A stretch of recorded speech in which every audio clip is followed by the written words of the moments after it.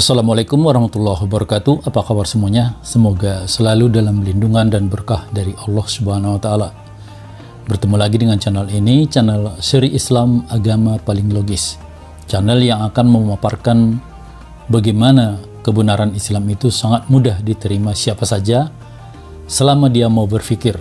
Karena Islam itu agama yang paling logis, yang maknanya Islam itu agama yang paling mudah untuk dipahami dan mampu menjawab semua pertanyaan yang muncul pada diri manusia tentang kehidupan dengan jawaban yang logis, jawaban yang memuaskan akal. Pemirsa yang dirahmati Allah, kita sudah memasuki video seri ke-7.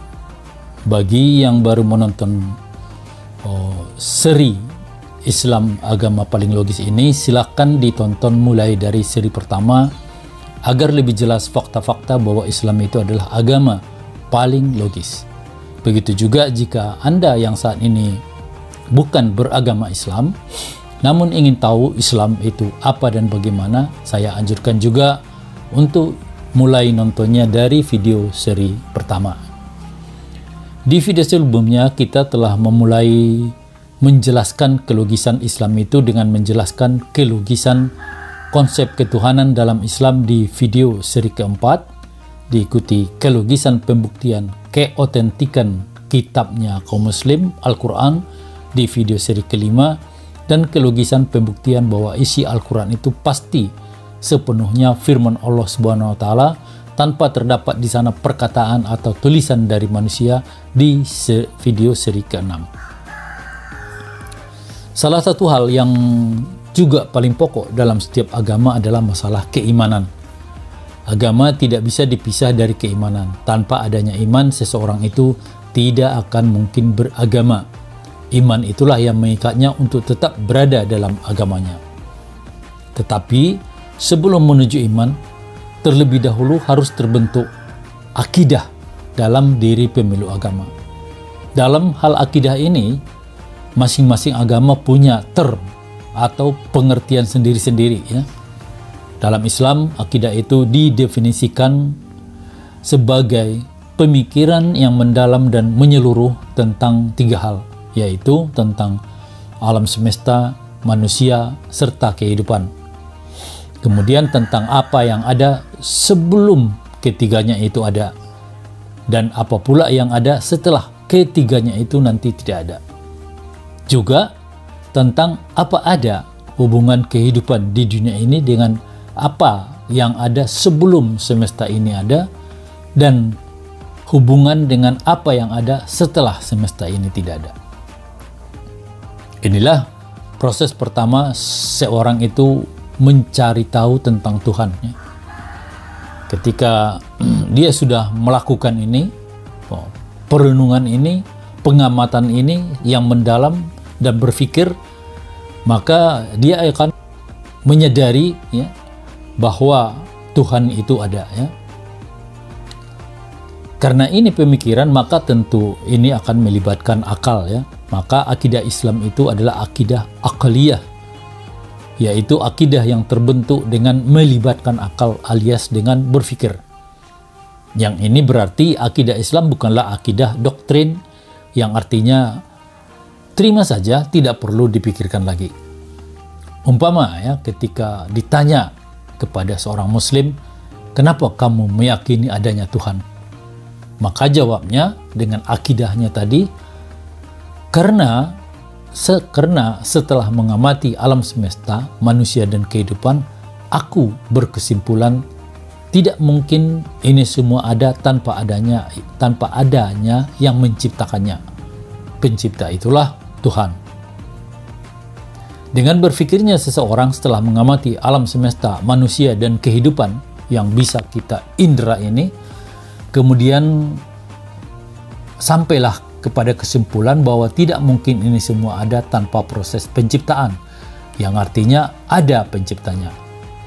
Maka keyakinan atau iman pada adanya Tuhan itu akan kokoh. Tidak mungkin lagi orang yang begini akan jadi ateis yang tidak mengakui adanya pencipta. Kenapa harus memikirkan tiga hal, alam semesta, kehidupan, dan manusia? Bukankah kehidupan dan manusia itu bagian dari alam semesta juga? Ini adalah tahapan untuk sampai untuk meyakini adanya pencipta atau Tuhan. Jika dengan pengamatan pada alam semesta ini saja sudah sampai kesimpulan adanya Tuhan, ya tentu ya tidak perlu lagi dilanjut pada dua hal lainnya. Tapi untuk lebih menguatkan, ya, maka objek berikutnya yang harus kita dalami, perhatikan adalah manusia. Kenapa? Karena Allah sudah menyebutkan bahwa sebaik-baik penciptaannya adalah manusia. Ini disebutkan dalam firman-Nya di surah At-Tin, ya, ayat keempat, ya, laqad khalaqnal insana fi ahsani taqwim. Sungguh kami benar-benar telah menciptakan manusia dalam bentuk yang sebaik-baiknya. Maka setelah memperhatikan sebaik-baik ciptaan ini, yaitu memperhatikan anatomi tubuh manusia dan juga keberadaan akal pada manusia yang membedakan manusia dengan makhluk lainnya, akan semakin yakin bahwa ini pasti diciptakan karena terdapat di sini struktur tubuh yang sangat rumit, ya, yang pasti ada yang mendesain sedemikian rupa. Jika ingin lebih yakin, maka perhatikan jugalah kehidupan. Niscaya akan semakin yakin bahwa ini semua pasti ciptaan dan pasti ada penciptanya tentunya. Bagaimana pada semua makhluk hidup terlihat pola kehidupan yang sama, terlahir melalui jenjang kehidupan dan kemudian mati. Tidak ada makhluk yang tidak mengalami kematian. Itu menunjukkan ada yang mengatur dan membatasi kehidupan makhluk hidup. Siapa lagi jika bukan pencipta? Apalagi saat mengetahui bahwa dalam makhluk hidup itu ada ruh atau nyawa, yang ini disebut sirrul hayah, ya, atau rahasia hidup. Mereka yang tidak mengakui adanya Tuhan, ya, tidak mengakui manusia itu adalah sesuatu yang diciptakan, yaitu mereka yang ateis, sampai detik ini mereka tidak bisa menjelaskan bagaimana nyawa itu ada dalam diri manusia dan makhluk hidup lainnya. Jika itu bukan dari yang menciptakan manusia, maka terjawablah pertanyaan, apa yang ada sebelum semesta itu ada, ya? Yaitu pasti ada pencipta semesta itu. Jawaban inilah yang mengusung manusia untuk kemudian meyakini adanya Tuhan dan kemudian mengusung manusia itu untuk beragama. Jawaban ini masih sama pada seluruh agama, ya, karena agama itu adalah tindak lanjut dari munculnya keyakinan adanya pencipta atau Tuhan. Masalah yang muncul kemudian adalah siapakah pencipta atau Tuhan itu. Dalam seri keempat sudah dijelaskan konsep ketuhanan dalam Islam yang terlihat begitu jelas, ya, bahwa inilah konsep ketuhanan yang paling logis dibanding semua konsep-konsep ketuhanan agama-agama lainnya. Dalam Islam, Tuhan itu adalah Allah Subhanahu wa taala dengan sifat-sifat yang melekat padanya, ya. Sifat Esa, tunggal, sifat maha kuasa, sifat yang tidak menyerupai apapun, sifat bahwa dia tidak beranak dan bukan diperanakkan, dan banyak lagi sifatnya. Pertanyaan berikutnya, ketika kita berpikir lebih jauh, oke, manusia itu diciptakan sehingga ada di dunia ini. Terus, apakah manusia di dunia ini tetap ada hubungannya atau keterkaitannya dengan yang ada sebelumnya, yaitu dengan Sang Pencipta? Dalam Islam, jawabannya manusia di dunia ini tetap terikat dengan Allah Subhanahu wa taala.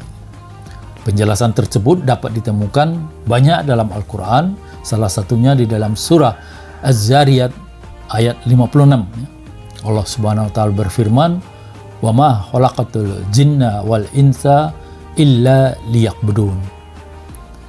Dan aku tidak menciptakan jin dan manusia melainkan supaya mereka beribadah kepadaku. Berarti itulah tujuan penciptaan manusia dalam ajaran Islam, yaitu mengabdi dalam artian mengikuti seluruh perintah dan meninggalkan seluruh larangan dari Allah Subhanahu wa taala, yang berarti setelah diciptakan di dunia, manusia tetap terikat dan ada hubungannya dengan Allah Subhanahu wa taala. Ini dikuatkan dengan adanya sanksi berupa dosa dari Allah bagi manusia yang tidak mau melaksanakan hal di atas.